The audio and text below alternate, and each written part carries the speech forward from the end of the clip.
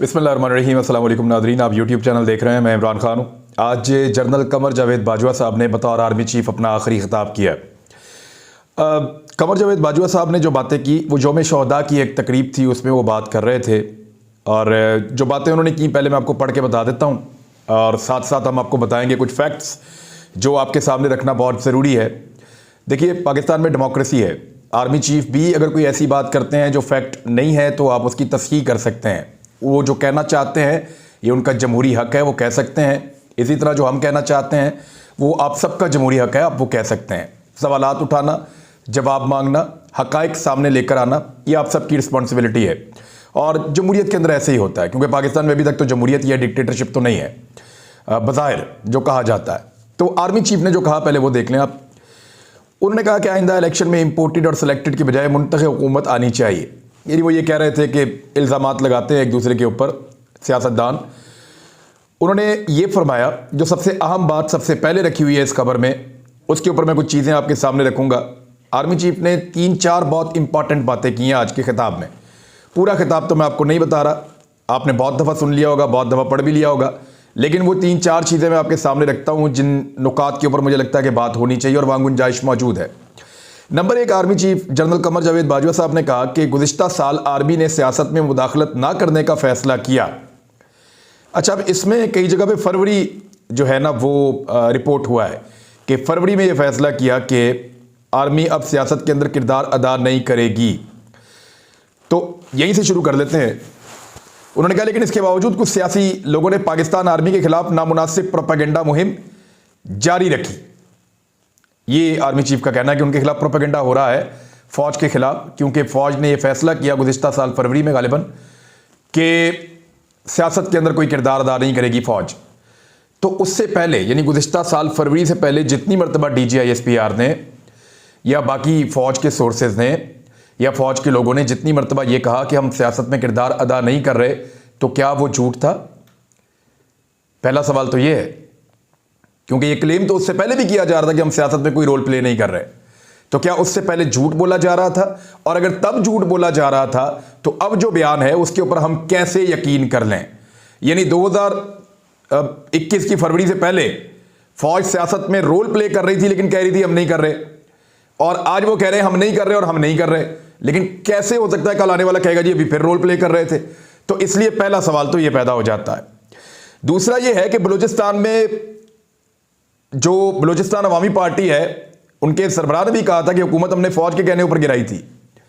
तो ये फिर कैसे हो गया? अगर तो ये फैसला कर लिया गया था कि सियासत से बाहर रहना है, तो फिर सेनेट में सादिक संजरानी का जादू कैसे चला था? वो अकलियत के बावजूद कैसे जीत गए थे?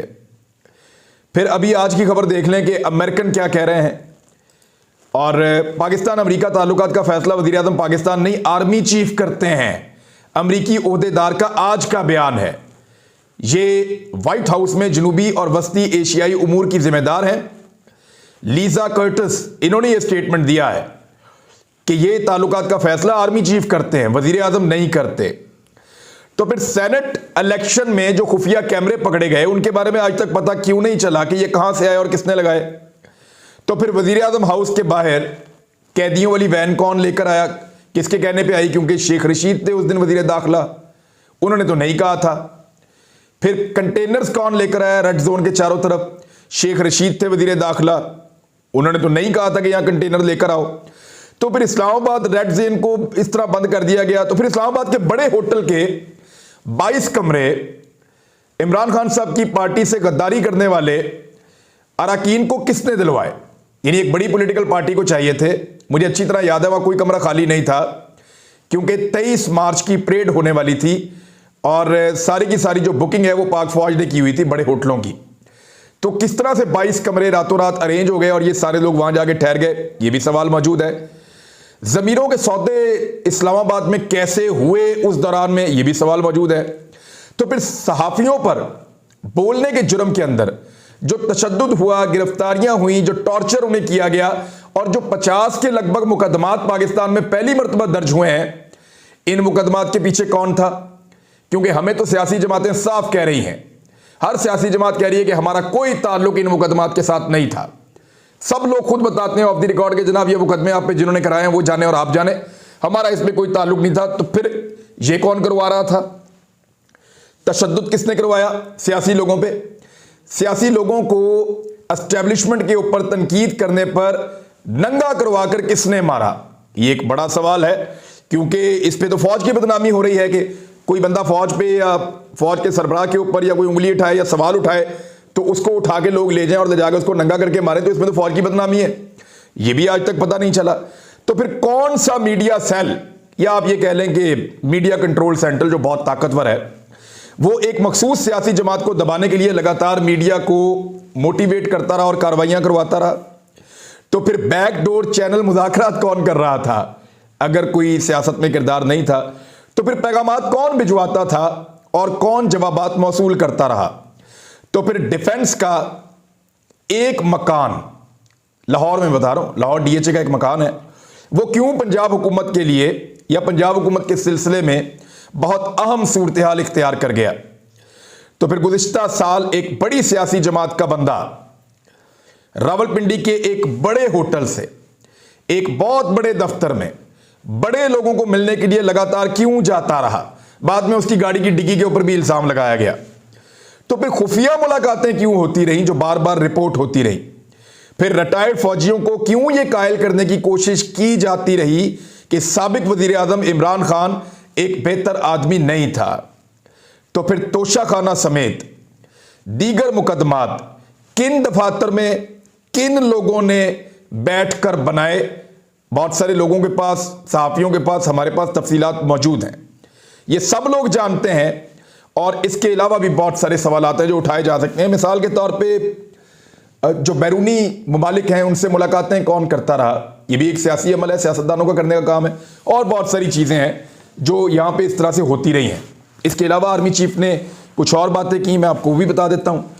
आर्मी चीफ ने कहा कि खिताब करते हुए कि हर पार्टी में फतह और शिकस्त कबूल करने का हौसला होना चाहिए ताकि आइंदा इलेक्शन में इंपोर्टेड और सेलेक्टेड के बजाय मुंतखब हुकूमत आए। उनका एक हुकूमत निकली थी, उन्होंने कहा जी कि ये हुकूमत बनी तो उन्होंने कहा 2022 में आरटीएस के ऊपर बयान बना के तो ये कह दिया गया कि एक हुकूमत सेलेक्टेड है, बाद में एक और हुकूमत आई तो उन्होंने कहा जी ये हुकूमत इंपोर्टेड है। ये नहीं होना चाहिए। हार और जीत को तस्लीम करने का हौसला होना चाहिए।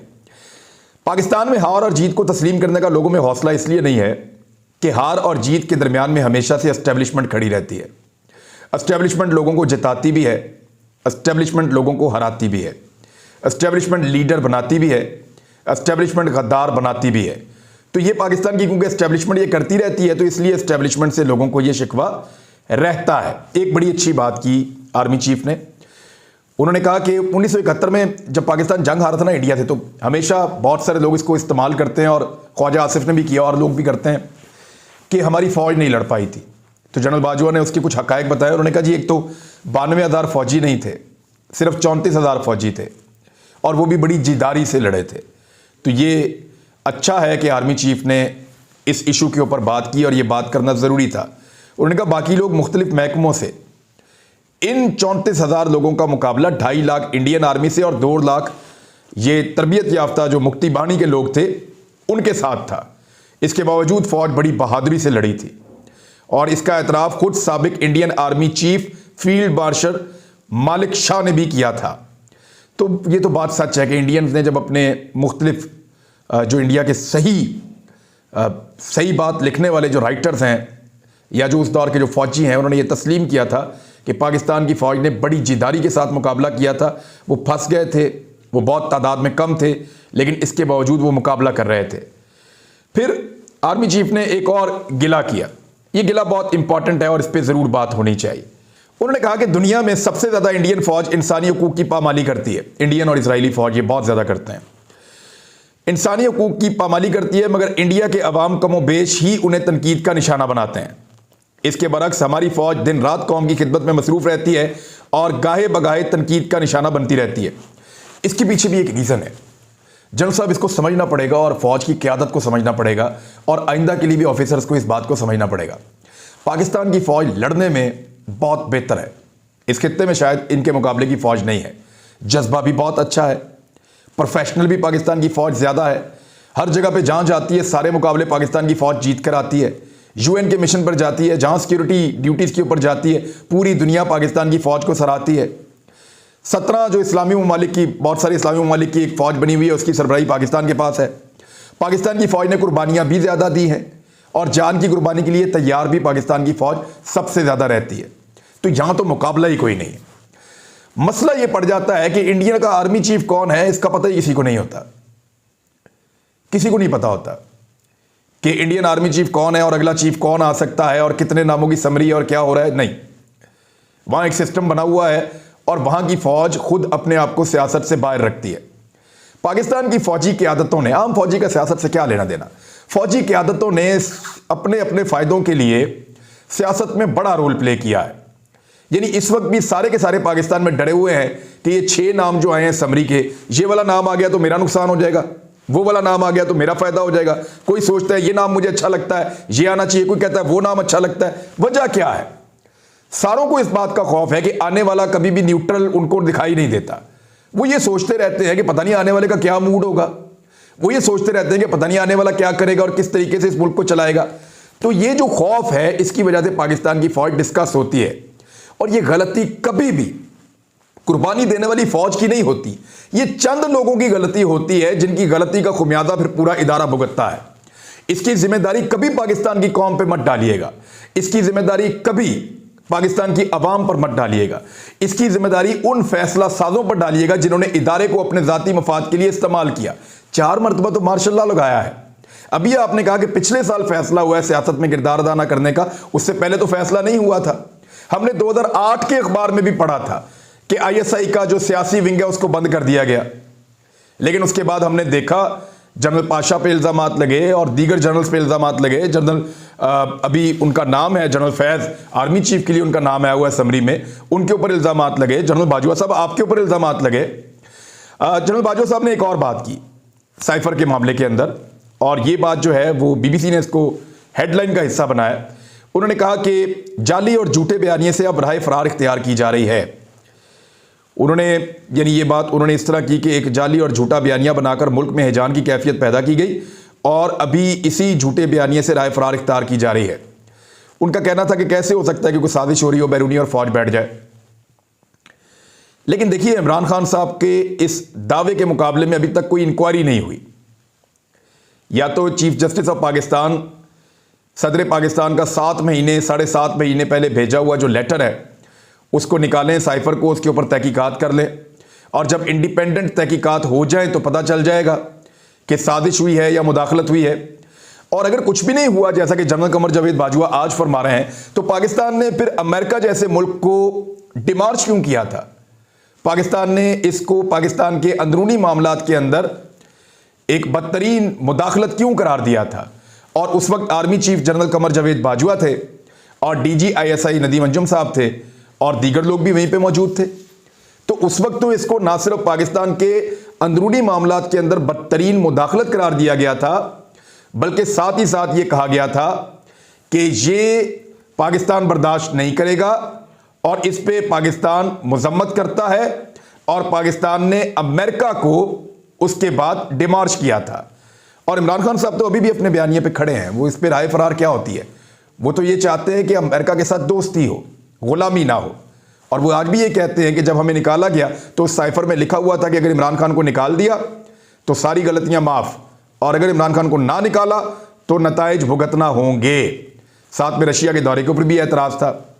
तो इस तरीके से वो साइफर मौजूद है। अगर उसमें ये चीजें नहीं हैं तो कैटेगरिकली उसके ऊपर इंक्वायरी करवाई जा सकती है और वो चीजें बताई जा सकती हैं। तो आर्मी चीफ साहब की बात के बाद ये सवालात पैदा होते थे। सवालात मैंने आपके सामने रखे हैं।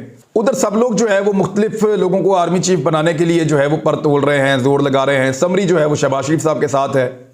लेट्स सी वो किसको बनाते हैं army chief. General Asim Munir से लेकर नीचे जनरल आमिर तक ये 6 नाम हैं। बीच में जो है वो जनरल साहिर शमशाद हैं, जनरल अजहर अब्बास हैं, जनरल नौमान हैं, जनरल फैज़ हैं। तो ये जो जनरल्स हैं इनमें से कोई एक बनेगा आर्मी चीफ और एक बनेगा chairman joint chief of the army staff बनेगा एक उनमें से। तो देखते हैं। लेकिन अब पता क्या हो रहा है, नजम सेठी का स्टेटमेंट देखें।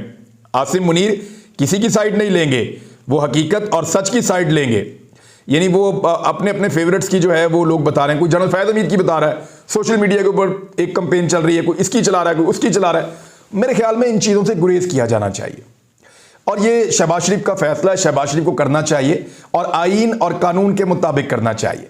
आईन से बाहर जाकर, कानून से बाहर जाकर करेंगे, मामला कोर्ट में जाएगा, पाकिस्तान की फिर बदनामी होगी। अब तक के लिए इतने, अपना ख्याल रखिएगा, अपने चैनल का भी। अल्लाह हाफ़िज़।